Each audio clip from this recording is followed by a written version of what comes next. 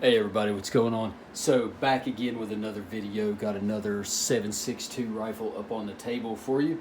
This time we're looking at a 7.62 by 51 or a 308 Winchester chambered rifle. So you guys saw the last video, the Yugoslavian AK I picked up. This was the other half of the deal that I made with a guy. Did some trading. I think it came out pretty good on the deal. This is a Century C308 Sporter. Horrible name. It really doesn't tell you anything of what it is other than the caliber. But let's talk about what is it real quick. Let's try to keep this video kind of short. Let's do a quick tabletop here. If you guys want breakdown field strip videos, there's tons of them out there, way better. There's no reason me knocking one of those out and making this a 20-minute video. So let's just kind of hit the high points. Maybe somebody's looking to pick one of these up and just looking for some information on them. So these are basically clones, sort of an HK91. That is going to be sort of the quintessential late 80s, early 90s era, European kind of military style rifle. These were used by the Spanish military. A lot of these were produced in Spain under the SETME nomenclature. What a lot of people refer to as a SETME rifle. A lot of people, very similar rifles to these are the Fowls, the F&H Fowls. They are very similar versions to these. Then you have probably one of the more well-known, more modern reiterations of these is the PTR 91. If you guys know anything about PTR guns, they make very, very good guns. They make a damn fine clone of an MP5 that I would love to have. And they also make a very nice HK91 clone. Then you have the Century models. Now, of the Century models, guys, there's two of them.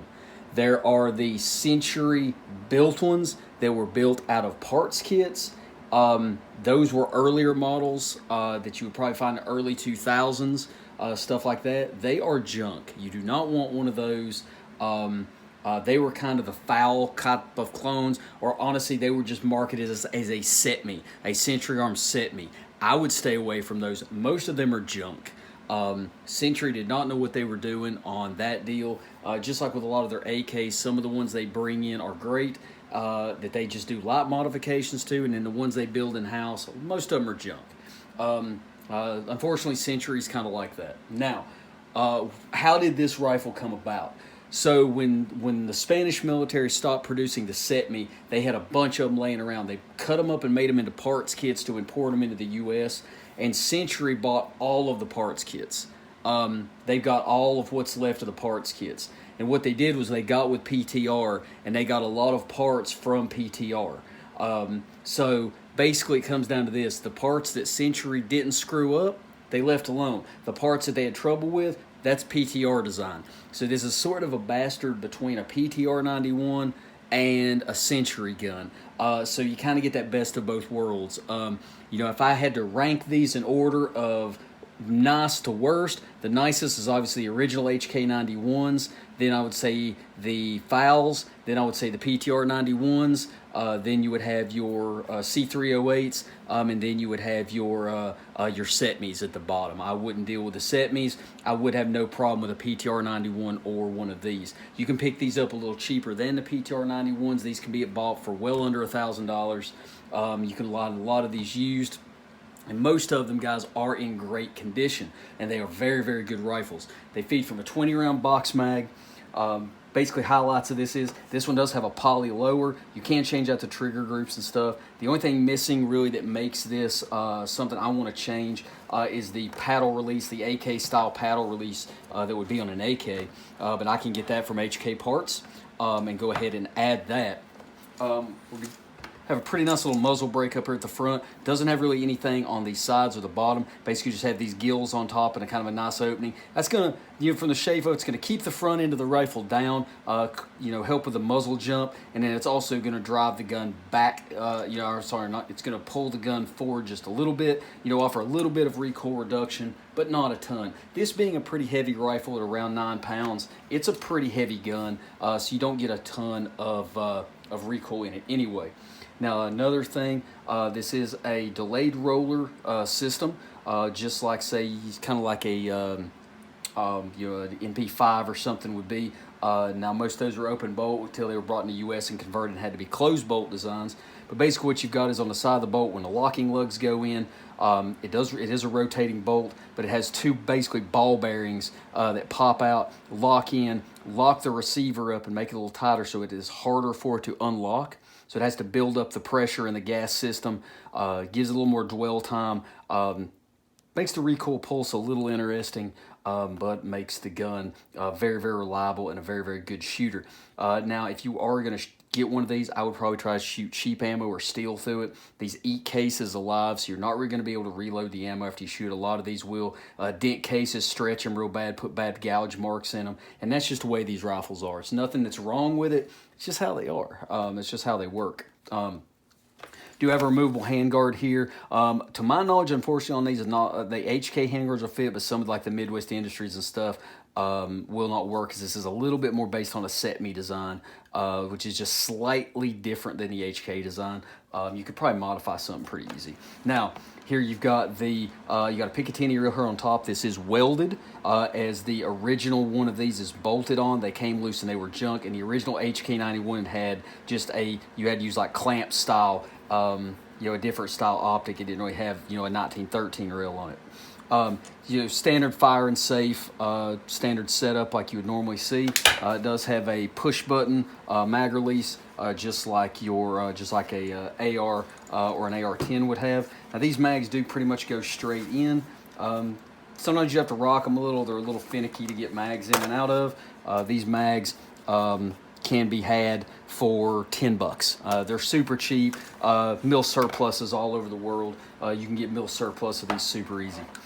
Optic wise, guys, one thing you're not going to be able to really put a scope on these unless you want to run a really high optic mount, is it would have the bell would have to clear the sight back here. It does have a 4-way flip aperture, V-notch for up close. Then you've got 3 different diopters for different different yardages or meter. They would be done in meters on this particular gun, and then your standard hooded HK type front sight. One of the coolest things about this gun has to be its charging system, though. It is a non-reciprocating side charger, so you'll basically, just like an MP5, guys, you'll rock it out up here, pull back, lock up. That will lock your bolt open. Drop your mag in, and then lower, and it comes forward, puts the gun into battery. Now, obviously, everybody wants to do the cool thing and do the HK slap. Everybody wants to do that, like that. It's not really good for them. It can break the spring up here in the handle. Whatever, who cares really? It's a spring. It can be replaced. The one thing with these guys you have to be careful on, though, guys. It does have a spring in the firing pin, but these things slam forward so fast. If you had a primer sticking out of the back, I have heard of these slam firing before. It comes forward with so much force that firing pin can slap forward and cause and it could cause an out or a slam fire. So definitely make sure when you cock this thing, you got it pointed in a safe direction, pointed down range, until you know if your gun is like that or not. But like I said, guys, just I wouldn't go slant. If you rack it forward by hand, you're a little more gentle on it. You don't have to worry about that. Trigger wise, it's like a damn staple gun. It's about a 9 pound trigger. Reset on it. It's not very audible, but it's very tactile. You can very much feel it in your finger. It literally resets and stops. It's kind of like loose right there. Once you have your finger on it, just breaks again. It's not a terrible trigger. You can buy HK triggers for these guys.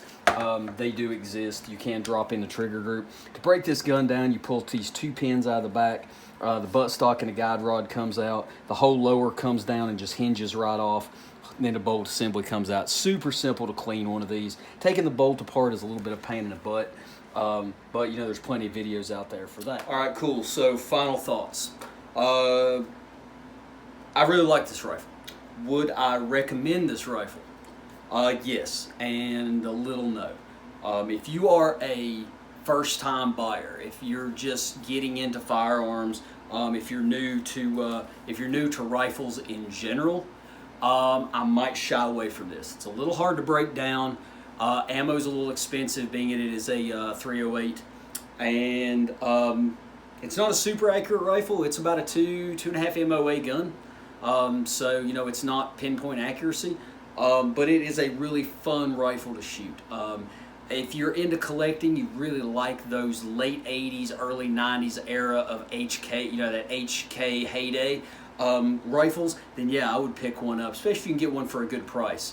Now, if you have to choose one rifle, you know, if it's, say, okay, you're short on room or short on funds and you've really only got one semi-auto rifle to choose, I might look in a different direction. You can get AR-10s now pretty cheap.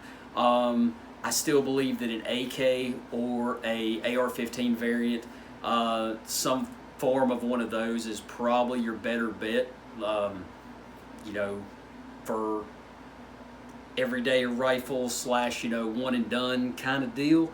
But yeah, if you're into collecting and you like cool weapons, I highly recommend. I think it's really cool. Definitely dig shooting it.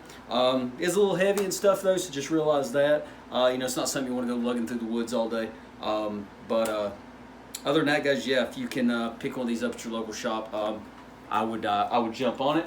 Also, guys, I am not sponsored by them or being paid for it, but I have been shopping with them a lot lately, and they've got some great Second Amendment clothing. They've got this shirt with the Soldier's Prayer on the back. Go check out Pipe Hitters Union. You guys can do a Google search and find those, since YouTube doesn't really like links down below. Share this video around, guys. Obviously, if you don't care, that would be great and help me out, because hey, you know, we're not going to show up anybody's feeds or anything like that anymore, being gun channels. That just doesn't happen really with YouTube anymore. And for you guys in commie states, sorry, this rifle's probably off the table for you. I don't know that they make commie-friendly versions of these, but yeah. Guys, get any questions, comments, let me know down below. Take a look at another 7.62 gun again. You know, might break out the Mosin again and do a redo video on that. Got an AK or a 7.62 pistol I can bring out. We got something that takes 30 cal pills, but it's a big boy.